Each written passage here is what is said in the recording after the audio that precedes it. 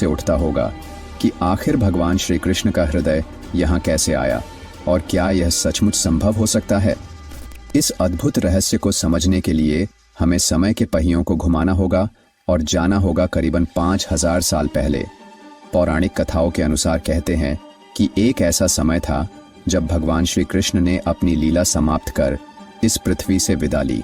दरअसल महाभारत युद्ध के बाद कुरुक्षेत्र की धरती पर फैले लाखों शव और कौरवों के विनाश ने हर व्यक्ति को झकझोर दिया। इसी विनाश के लिए गांधारी ने भगवान श्री कृष्ण को दोषी ठहराया। उनका मानना था कि अगर श्री कृष्ण चाहते तो यह विनाश रुक सकता था।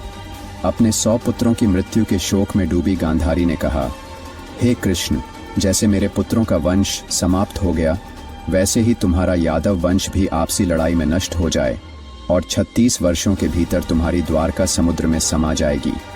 36 वर्षों बाद गांधारी का यह श्राप सत्य साबित हुआ। यादव वंश में आपसी झगड़े और क्रोध में लिपटे एक दिन नशे में चूर यादवों ने एक दूसरे को मारना शुरू कर दिया। इस घटना के बाद द्वारका समुद्र में डूब गई। यह विनाश स्पष्ट संकेत था कि भगवान श्री कृष्ण का पृथ्वी पर समय समाप्त हो चुका है। भगवान श्री कृष्ण जंगल की ओर चले गए। वे एक पीपल के पेड़ के नीचे ध्यान मग्न हो गए। तभी जरा नामक एक शिकारी ने उन्हें हिरण समझकर तीर चला दिया। तीर उनके पैर में लगते ही जरा को अपनी गलती का एहसास हुआ। वह माफी मांगने भगवान के पास पहुंचा। श्री कृष्ण ने मुस्कुराते हुए कहा, डरो मत, यह सब मेरी लीला का हिस्सा है। त्रेता युग में तुम राजा बाली थे। मैंने राम अवतार में तुम्हें छल से मारा था और अब उसी कर्म का परिणाम है कि आज तुम मेरे लिए मृत्यु का माध्यम बने हो। इसके बाद श्री कृष्ण ने योग निद्रा में लीन होकर इस भौतिक संसार को त्याग दिया। जब अर्जुन को इस दुखद समाचार का पता चला तो वह तुरंत पहुंचे और भगवान का अंतिम संस्कार किया। लेकिन वहीं यह अद्भुत चमत्कार हुआ। भगवान का पूरा शरीर पंच तत्व में विलीन हो गया सिवाय उनके हृदय के। यह हृदय धड़कता हुआ और ऊर्जा से भरपूर था जो जलने से बच गया। यह दिव्य हृदय, जिसे बाद में ब्रह्म पदार्थ कहा गया, अर्जुन ने भगवान श्री कृष्ण के दिव्य हृदय को एक लकड़ी के मंच पर रखा और उसे पवित्र नदी में प्रवाहित कर दिया। यह दिव्य हृदय नदी में बहता हुआ लंबे समय बाद ओडिशा की महानदी तट पर पहुंचा। उस स्थान पर सब्र जनजातीय समुदाय रहता था। इस जनजाति के मुखिया थे विश्ववासु। जब उन्होंने इस दिव्य हृदय को लकड़ी के मंच पर तैरते हुए देखा तो वह चकित रह गए। इस हृदय से एक दिव्य चमक निकल रही थी। विश्ववासु ने तुरंत इसकी दिव्यता को पहचाना और इसे नील माधव के रूप में पूजना शुरू कर दिया। उसी समय मालवा राज्य के राजा इंद्रद्युम्न, जो भगवान विष्णु के परम भक्त थे, ने भगवान नील माधव के दर्शन करने की प्रबल इच्छा व्यक्त की। उनकी यह खोज आगे चलकर भगवान जगन्नाथ मंदिर के निर्माण की आधारशिला बनी। मालवा के राजा इंद्रद्युम्न भगवान विष्णु के परम भक्त थे। एक रात भगवान विष्णु ने स्वप्न में दर्शन देकर आदेश दिया कि वह उनकी दिव्य मूर्ति नील माधव को ढूंढे और उनके लिए एक भव्य मंदिर का निर्माण करें। भगवान ने संकेत दिया कि यह मूर्ति नीलांचल की एक गुफा में छिपी हुई है। राजा ने अपने ब्राह्मण पुजारी विद्यापति को नील माधव की खोज के लिए भेजा।